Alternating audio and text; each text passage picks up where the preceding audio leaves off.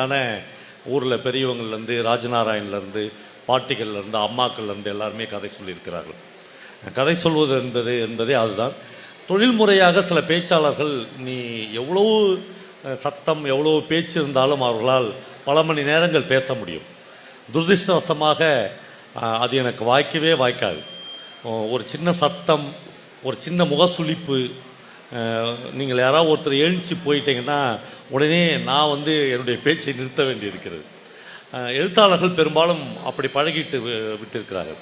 ஒன்றுமில்லை, சச்சிதானந்தன் என்கிற ஒரு பெரிய கவிஞன் சொல்கிறான், எழுத்தாளன் அல்லது கவிஞன் என்பவன் வேறு யாரும் இல்லை, அவனுக்கும் பைத்தியம் பிடித்தவனுக்கும் ஒரு சின்ன கோடு தான் வித்தியாசம். பல நேரங்களில் வாழ்க்கையில் இவன் இந்த பக்கமும் அந்த பக்கமும் வந்துவிடக்கூடும் என்று சொல்கிறார்கள். அதான் இவன் ஒரு மாதிரியாக இருக்கிறானேடா அப்படின்னு நம்ம சின்ன வயசுலேயே சொல்லுவோம். இந்த உண்மையிலேயே எழுத்தாளர்கள் ஒரு மாதிரியாக இருப்பவர்கள் தான்.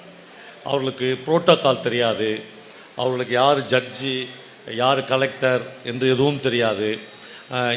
அவனுடைய உலகமே வேறாக இருக்கிறது. ஆனால் எனக்கு இந்த ரெகுலரான ஸ்கூலில் படித்து நாம் நிறைய கற்பிக்கிற எம்பிபிஎஸ் பட்டம் வாங்கினேன், அல்லது பிஹெச்டி பட்டம் வாங்கினேன், எம்ஃபில் பட்டம் வாங்கினேன், அப்படி நிறைய டாக்டரேட், நிறைய பேர் போர்டெலாம் போடுவாங்க வீட்டில், நீங்கள் பார்த்துருப்பீங்க.